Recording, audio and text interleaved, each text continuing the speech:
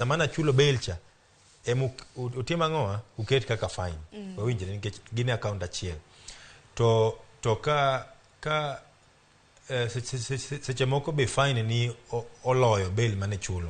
For example, bail no ket ni 50,000 to fine no ket ni 100,000. Inyalo koni ni kara koro gimitim top up 50,000 mondo koro bail gi pesa mimedo ni olokre fine. Lakini kilo case to nego be ni duoko ni pesa. Kata ka keso lo idhi e jela to pesa ni podi duoko ni aduoka. Waso mane ote mogik bang' mano na inyalo mana duoko wakili kasi giwacho ni mogik nikech nyisa ni saa bende orumo. Ntiere Frederick Ndege kiwuok Kibarani Mombasa. Iwacho ni apenjni ni ng'ato kochung' ni gi bonda to osing ni giri moro to tamre duoko ni itime nade? Mokwongo ka ki jogo ilongo ni surety. Seche moko kaka ne wawacho cha ni seche moko court nyalo keto condition ni in addition to chulo bail nyaka bed gi ng'ama ilongo ni surety.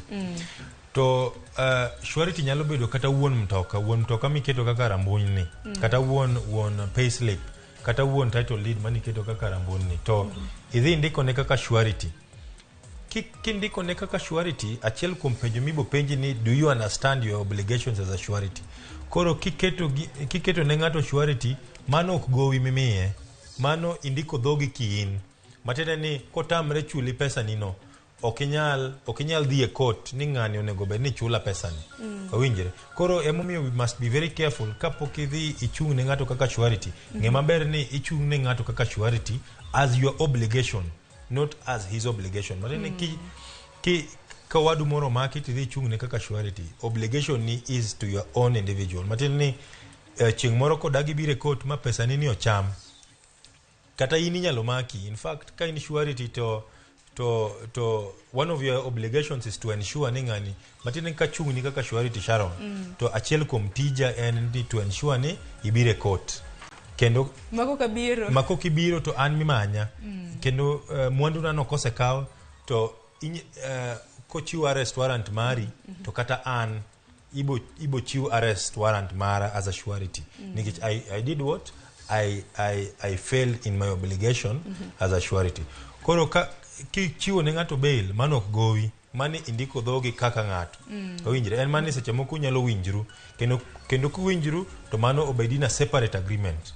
Inyalo ndikri gi ng'ato in a separate agreement ni ami adhi chung' ni kaka surety ki default tibo chula pesa ni. Mano as a separate agreement. To ka onge separate agreement no to onge kaka inyalo dhi the same court ni mondo ochuli, kata onge kaka inyalo dhi su ng'ani ni miego nikech pesa no okimiye, pesa no imiyo court. Owinjire? Aparo ni mano ni kare. Erokamano ahinya Brian. Wach ni mogik ne nyakwaro mga jwang' ahinya nyaka luwore gi thor wach ma bende wantiere godo. Bende japuonj ogwero kamano nikech aneno thothgi oyudo puonj achiel ariyo adek ma bende ginyalo ting'o odiochieng' ma kawuono. Kamano. Achiel kuom gima daher mondo akon ji gik mokare. Mokwongo en ni inyalo mako ji. Kendo ji people can be arrested, but paro kata mana ideas mag ji to ok inyal arrest. Matene kawuono ka ineno ka Gaucho kata Babu Owino wacho ideas moko. Babu Owino gi Gaucho nyalo mako, lakini ideas magiting'o ok inyal mako. Mano gima